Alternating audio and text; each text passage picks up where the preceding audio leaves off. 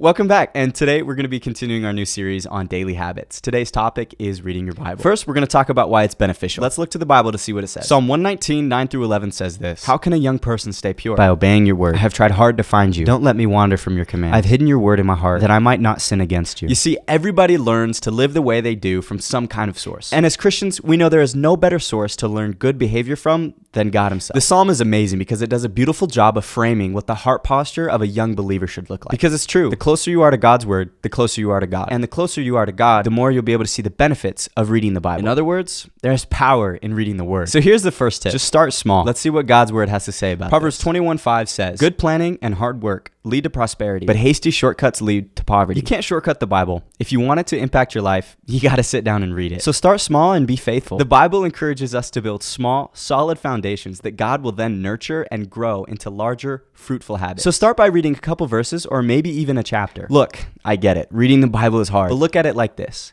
Imagine a farmer who was given a plot of land and the seeds are already planted. So now all he has to do is nurture them. Every morning, even when he doesn't want to, he gets out of bed and he goes and waters those seeds. He tends to them. And at first, maybe nothing happens. He can't see any progress or find a reason to continue watering those seeds, but he sticks with it. And over time, those seeds, they grow until eventually they produce a great harvest. You see, that analogy is perfect for reading your Bible. God has already planted seeds in your heart, but they will never grow unless you water them by reading God's word. Number 2, we should set an appointment. Let's see what God's word has to say. Joshua 1:8, study this book of instruction continually. Meditate on it day and night, so you will be sure to obey everything written in it.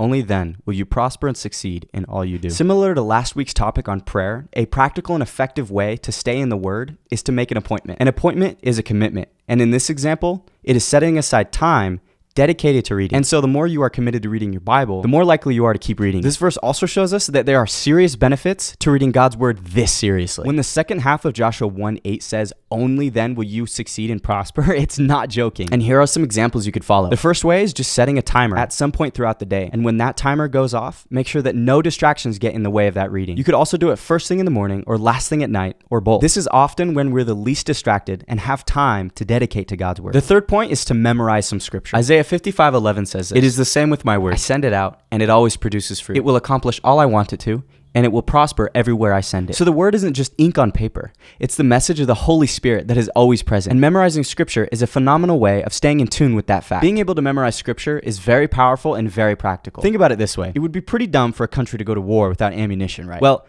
memorizing scripture is having ammunition ready to go at a moment's notice. Let's say you struggle with addiction or anxiety or depression. Memorizing scripture is the best way to combat each of those daily struggles. And it is another reason to read your Bible daily. So then the next question is, what are your first steps? Start off by reading one chapter a day. And if in that chapter you find one verse that really sticks out to you, there's nothing wrong with just focusing on that one and really diving into it. But regardless, just make sure you're being intentional with your reading.